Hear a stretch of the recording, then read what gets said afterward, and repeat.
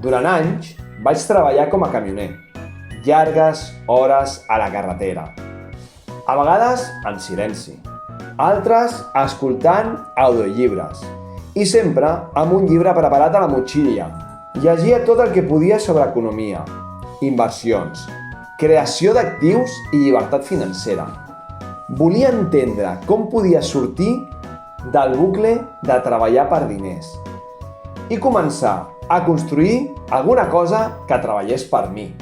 Vaig llegir, literalment, dotzenes de llibres. Molts d'aquests coneixements em van obrir els ulls. Vaig començar a provar coses, a crear actius.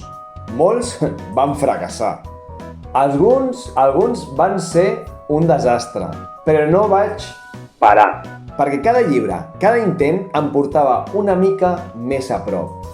I amb el temps, aquells coneixements acumulats, aquells anys de perseverança, em van permetre assolir una cosa que sembla un somni: la meva independència econòmica i la meva llibertat financera.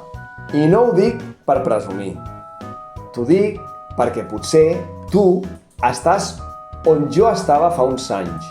I si és així, vull que sàpigues que es pot fer.